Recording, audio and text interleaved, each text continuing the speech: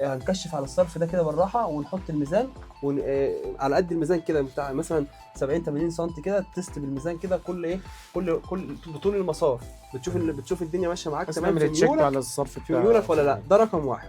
رقم اتنين، انت عندك دلوقتي هتطبب زي ما احنا فاهمين وعارفين، هتطبب البيب من جوه وتكبس الصرف مش التغذيه، هتكبس الصرف ميه وتسيبه. تمام. شوف عشان لو في ماسوره مخرومه ولا حاجه يبان معانا. يبقى انا كده ده كل الصرف بتاعنا. يبقى احنا هنقفل البيب ونكبسها، هنختبر الميول، هنبتدي نتشيك بقى على الشرب. نقطه مهمه جدا عشان كل الشغل ده ممكن يتشال خالص ويتكسر لو الشرب غلط. هناخد الشرب بتاعنا هندسه زي ما حضرتك شايف وعارف، ودايما في شغلنا نحترم السلم الخارجي. احنا عندنا ده السلم بتاعنا. تمام. احنا هنشيل التراب ده ونكشف ونشوف المسافه بتاعت الخرسانه المتاحه معانا كام، من اول 10 لحد 15. امورك تمام. هتحترم ان تاخد متر من التشطيب ده تحطه هنا زي ما هو تقريبا عامل اهو، متر من التشطيب. شيك كده 99 طب خده هنا رجع عدله فوق. هو المتر ده طبعا الفكره مش ان اللي ياخد متر من هنا، الفكره ان ينقله صح، يتنقل صح. تمام. فانت دلوقتي هتجيب ميزان ليزر وتحطه هنا مع السباك اللي هيجي يكبس ويشتغل كده، هيجي معاه ميزان ليزر. هتحط الميزان تسقط الشرب لحد ما توصل للحمامات. تمام. فاحنا مثلا عندنا حمام هنا. تمام. احنا عندنا هنا الحمام فيه ميزه حلوه جدا ان فيه صعود. تمام. فده حاجه كويسه خلت ان هو يقدر يحط التوزيع يبقى في سماحيه عندي ان انا بالظبط ان انا اعمل الصرف بتاعي بالطريقه مظبوط. طبعا احنا لازم نبقى فاهمين ان احنا معرضين ان احنا نستلم باشمهندسين الشقق بالشكل ده عشان نحافظ على مال الناس برضه، لان ده حرام الكلام ده كله.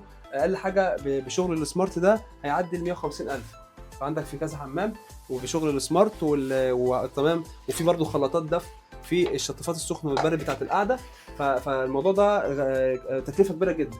ففي ناس طبعا بتريح دماغها خالص وتشيل كل الكلام ده وتبتدي من جديد. فده انا شايف ان هو برضو تكلفه على العميل زياده. واحنا هدفنا في الاول والاخر مش بس ان احنا بنطلع شكل حلو وبنطلع ديكورات والكلام ده، لا، احنا عندنا البادجت هندسه شيء اساسي. بالظبط، شيء اساسي. الكوست تايم كواليتي. بالظبط. المثلث اللي الباشمهندس قال عليه ده لازم يتحقق. طيب احنا عندنا دلوقتي الشغل هنا في السباكه زي ما اتفقنا كصرف. اعتمدنا خلاص ان احنا هنشوف الميولات، هنكبس الصرف نفسه نشوف فيه مواسير ولا لا، هنشيك على الشرب. 3 حاجات بالنسبه للصرف. بالنسبه بقى للتغذيه، معلش اديني متر كده يا هندسه. احنا عندنا هنا دلوقتي المفروض ان ده دلوقتي 120 سم. يعني المفروض ان هو لو هو عامل صرف هنا حوض وصرف هنا غساله. خليك معايا برضه نكون في الفرش. تمام. ممكن هندسه تفتح لوحه الفرش برضه معانا. فده اصلا في هنا مشكله ان انت عندك اقل حاجه لازم تبقى 140 سم. ليه بقى 140 سم؟ 60 حوض و60 غساله. تمام. وفي بارتيشنات خشب بينهم وفي تشطيب 20 سم. يبقى كده 140 سم. في انت عندك هنا مشكله. معلش هندسه ممكن تسجل معايا بقى النوتس. تمام. الباشمهندس محمد افتح انت الفرنتشر او سجل انت النوتس هندسه. خلي الباشمهندس محمد سيد موقع يسجل وانت خليك معايا في الفرنتشر في الرسم نفسه. احنا دلوقتي عندنا هنا اول مشكله ان احنا عندنا المسافه هنا مش متحققه. مش هتتحقق. افتح كده هندسه. بالظبط. في حوض وغساله. المسافه هنا هندسه مش متحققه الاثنين. نكمل بقى بعدين نكمل. عندنا هنا اللي انا شايفه والواضح، وانت هتشيك برضو على الكلام ده هندسه، ان الصندوق نفسه معوج. الصندوق نفسه معوج. يعني انت لو شيكت من هنا كده هتلاقي هنا 14 وهتلاقي هنا 17 18. فالصندوق نفسه ممكن لا، هو لو اتفك او اتحرك من مكانه الدنيا كلها باظت، لان انت محكوم بصرف ومحكوم بميولات ومحكوم بالتفاصيل دي كلها. فاحنا بنتكلم دلوقتي ان انت عندك مشكله في الصندوق. ليه بقى؟ لان القاعده في الاخر خالص لما هتركب على المسمارين دول، فتيجي تبص بدل ما هي القاعده تبقى مظبوطه كده هتلاقيها مايله كده. فانت عندك كده مشكله في الصندوق ده تتشيك عليه. تمام. ان هو هتبقج الحمام. تمام هندسه. هتبقج الحمام، وبعد ما تبقج الحمام هتاخد من البقج مقاساتك المظبوطه بالليزر وتشوف الدنيا ماشيه معاك تمام ولا لا، لان ممكن تكون المباني هي اللي معوجه. طيب عندك بقى انا شايف برضو طبعا الشغل مش معمول على بقج زي ما احنا عارفين، فتلاقي السنن طالعه وسنن داخله. تمام. بالاضافه بقى ان انت عندك مشكله هنا ان الخلاط نفسه مش جاي في سنتر الشغل بتاعنا. يعني انت عندك اول مشكله ان الشمعه دي طالعه بره والشمعه دي داخله جوه، بالاضافه ان انت عندك مشكله ثانيه ان الشمعه دي معوجه، بالاضافه ان انت عندك الخلاط ده مش جاي في السنتر. تمام؟ فانت بس الحته دي كده، الحته دي فيها اقل حاجه 4 5 اخطاء. تمام؟ في خطا بقى هنا كارثه شويه اللي احنا الحمد لله بنتفاداه في شغلنا. انت عندك هنا ده كام؟ ده حوالي 39 او 38 ونص اللي هو سنتر الشاور. فانت المفروض من هنا برضو تحقق 38 ونص، فانت هنا متحققه معاك 50 46 سم. فانت كده عندك 7 سم. هتيجي تبص في الاخر الشاور بتاعك لما تقفله بسكريت او حاجه، تيجي تبص تلاقي ان الشغل بتاعك مش سنتر لاين واحد. تمام؟ فانت الكلام ده عايز يترحم. طيب عندنا هنا المفروض ان سنتر البيبه تبقى سنتر المصب، تبقى سنتر الخلاط، تبقى سنتر الرين شاور. وده طبعا فيه ميول واضح جدا ان احنا ان البيبه جايه كده شويه، البيبه جايه كده شويه، مش سنتر كله مع بعضه، وبالتالي برضو البيبه عايزه تتحرك. تمام؟ طيب احنا عندنا هنا بقى في مشكله في الرين شاور، ان احنا ما بنحطش الرين شاور بكوع لحام، احنا بنحط الرين شاور بتي بحيث ان انت تربط بقفيز قبل وقفيز بعد، ينزل وتكمل وتطبب، حط اتنين قفيز بحيث الاهتزاز بعد كده في الرين شاور ما يوقعش السماعه او يعمل مشكله في الجبسون بورد.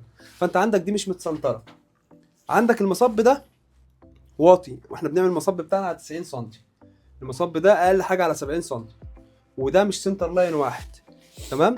زي ما حضرتك شايف كده، عندك هنا الشغل ده كله مش متأكس مع بعض. تمام؟ وعندنا المسافه دي مش مظبوطه، المسافه دي كده مش مظبوطه. فاحنا كده عندنا هندسه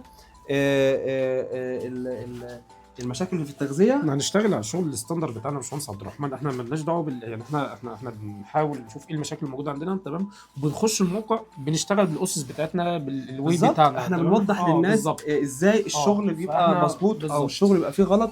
كده احنا مش هنشتغل على الشغل ده، ما ينفعش نشتغل على الشغل ده. اكيد طبعا. تمام؟ فكده احنا هنعدل حفاظا على قد ما نقدر على الشغل مع بتاعنا، الحفاظ طبعا على قد ما نقدر على فلوس العميل، يعني بحيث ان هو ما يخسرش ايه اكتر يعني. بالظبط. احنا برضو في حمام تاني نبص عليه كده، في حمام الماستر عندي جوه. هنبص على الحمام التاني ونوضح برضو للناس المشاكل اللي موجوده فيه سريعا عشان نقفل بند السباكه ده.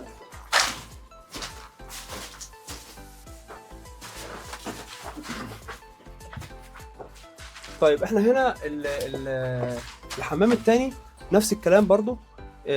عندنا برضو خلاط سمارت، وعندنا هنا برضو بيبه برضو. تمام؟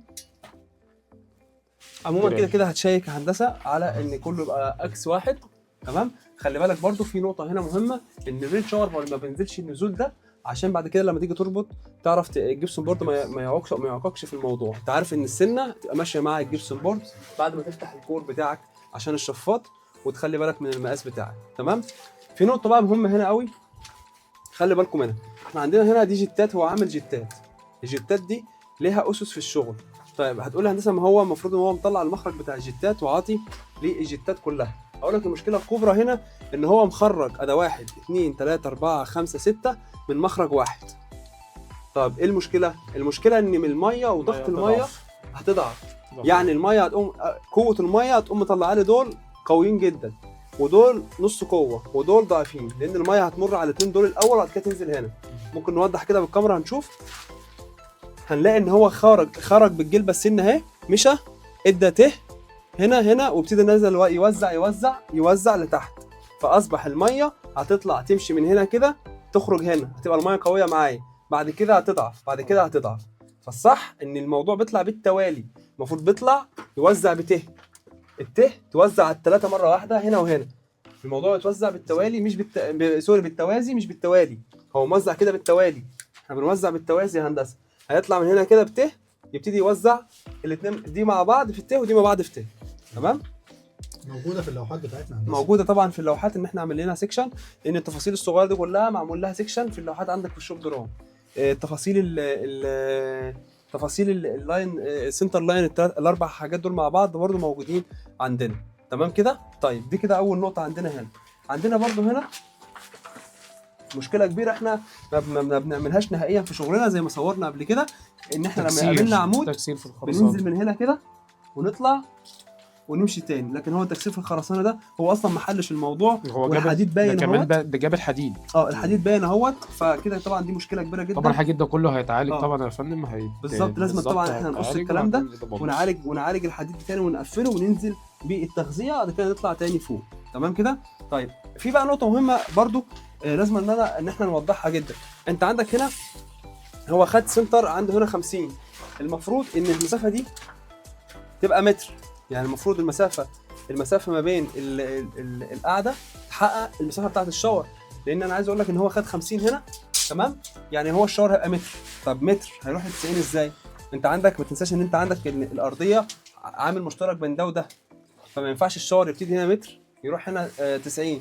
هتلاقي الموضوع عندك في مشكله في الارضيه، فلازم دي كانت تترحل. وبالاضافه برضو ان احنا بنحط الشباك فوق سنتر القاعده، فده برضه ما تحققش معانا، فاحنا محكومين دلوقتي بالواجهه، فلازم نراعي الكلام ده كله من البدايه خالص. عندنا بقى هنا حوض. الحوض زي ما احنا شايفين كده، هو خلاص كده مظبط نفسه على، هو تقريبا خلاص الموضوع بالنسبه له قصه في الخرسانه. معتمد الخرسانه معايا. بص حتى هو مبهدل الدنيا بهدله غير طبيعيه. حرام يعني الكلام ده، حرام يحصل الكلام ده، حرام يحصل نهائيا. عندك بقى في مشاكل كتيره جدا. ده هو وصل للكاتنج كمان في الحديد يا باشمهندس. يعني هو قطع الحديد. هو قطع الحديد خلاص بقى. هو الضعيف فنيا هندسه خلاص كل ما هو جه هيبقى ضعيف. يعني هو طالما دماغه فيها البوينت دي ان هو يشتغل بالطريقه دي، دلوقتي ده هيقلقك ان انت تشيك على كل حاجه موجوده وراه. اللي هو يعمل الكلام ده ويقطع في الحديد، خلاص يعتبر ان الشغل بتاعه كله هيبقى فيه مشاكل. عندك مثلا شمعتين زي دول، لازم يتوزنوا ميزان زي ما انت شايف كده، مايلين كده. بالاضافه ان انت عندك ازاي احط محبس في الارتفاع ده. يعني انا ادخل مثلا من الباب الحمام الاقي محبس هنا، يعني منظر طبعا مش طبيعي خالص. المحابس عندنا بتتحط عند الاحواض في الوحدات عشان تبقى شكلها هيدن معايا، طبعا مش باينه عاليه كده. بالاضافه طبعا بالاضافه ان احنا اول ما ندخل هنلاقي السخان. اول ما ندخل هنلاقي السخان في وشنا. فانت متخيل انت داخل من الحمام كده، داخل من الحمام الباب لقيت السخان في وشك، فانت قفل لك الدنيا وبوظ شكل الحمام. طبعا الكلام ده احنا كله بنلغيه ونحط سخان فوري كده مش باين تحت الحوض.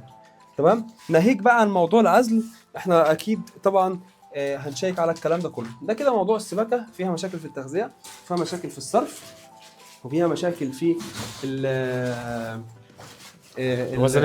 الوزنات والشرب برضو معاك. تمام يا هندسه. هتشيك على كل الكلام ده، وتشيك على برضو الصروفات بتاعت التكييفات. تمام.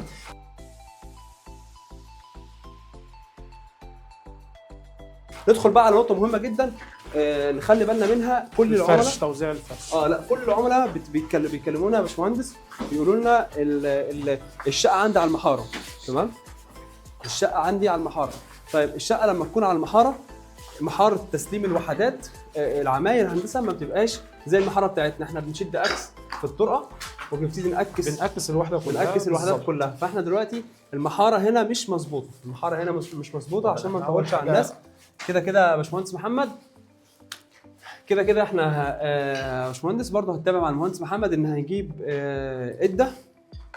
عده وميزان هندسه، وتشيك على المحاره كلها، وتشوف اللي فيها. بنشوف الاجزاء يا باشمهندس اللي هي الحاجات اللي هي فيها تطبيق برضو. بنضطر ان احنا مثلا نكسر جزء او نزمبره. تمام.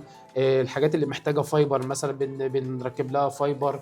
بنحط دراع عشان خاطر لو في حاجات عندي كل ده بتلاشى بعد كده في اعمال السيراميك، اعمال الجبسون بورد، الحاجات دي كلها. انه اهم بند عندي في الوحده بند المحاره. مسؤول عن كل البنود، مسؤول عن بند النقاشه، مسؤول عن بند السيراميك، مسؤول عن بند الجبسون بورد.